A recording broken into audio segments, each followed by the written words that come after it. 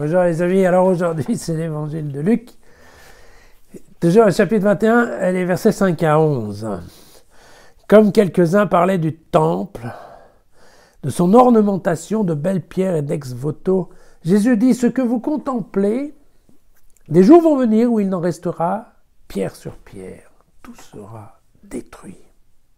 Alors ils demandèrent, mais maître, quand cela arrivera-t-il et quel sera le signe que cela va avoir lieu? Alors il dit, prenez garde à ne pas vous laisser égarer, car beaucoup viendront en prenant mon nom. Ils diront, c'est moi, et le moment est arrivé. Ne les suivez pas.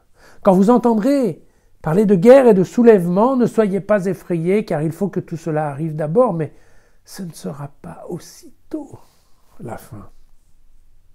Alors il leur dit, on se dressera nation contre nation et royaume contre royaume, il y aura de grands tremblements de terre, et en divers endroits, des pestes et des famines, des faits terrifiants venant du ciel et de grands signes. Bon, voilà. On n'est pas beaucoup renseigné. Alors ici, ça c'est le dernier discours public en fait de Luc. Hein. Vous savez, c'est juste hier on a vu l'histoire de l'obol de la veuve, hein. Et puis on va attaquer bientôt la Passion. Voilà. Donc dans ce discours public, il est évident que il nous faut aborder la fin. Alors, bon, Jésus ici, en effet, parle de la destruction du temple, enfin en tout cas, c'est ce que fait Luc.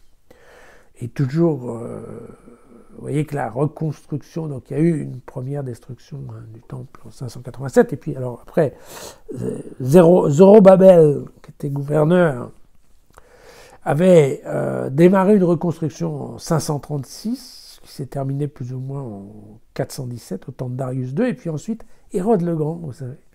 Ça faisait partie de ses grands projets, c'était de reconstruire le temple de Jérusalem. Il a commencé les travaux en -20, mais ça s'est terminé en fait à peine au moment de très peu de temps avant la destruction du temple. Car en fait, c'était un projet absolument faramineux. Et complètement extraordinaire. Enfin, on peut éventuellement penser à Notre-Dame. Voilà. C'était le Notre-Dame de l'époque, on va dire. Alors, il est possible, hein, ça fait partie de l'histoire, il est possible que Jésus ait annoncé la destruction du temple. On doute fort qu'il ait parlé de sa reconstruction en 3 jours. Mais il est possible qu'il ait parlé de la destruction du temple. Et c'est vrai que à l'époque, il devait être un peu tout seul à pronostiquer qu'un jour tout ça, ça va se casser la figure. Alors évidemment, après, vous savez, dans la réception de cet évangile, il y a des gens qui disent « Oui, non, mais en fait, c'est pas ça. Ce que Jésus voulait dire, c'était que le temple va s'écrouler parce que la religion juive va s'écrouler. » Enfin bon, ouais. Ce qui est sûr, c'est que il devait être un peu tout seul à dire « Voyez ce truc-là, magnifique et formidable. Ne vous inquiétez pas, demain, ça va s'écrouler, il n'en restera plus rien. » Voilà. On a dû un peu le traiter d'oiseau de malheur. Hein. À la double question qui est quand cela va-t-il arriver et va-t-on avoir des signes? Quels vont être les signes que ça arrive? Jésus, en fait, globalement, ne répond pas. D'accord.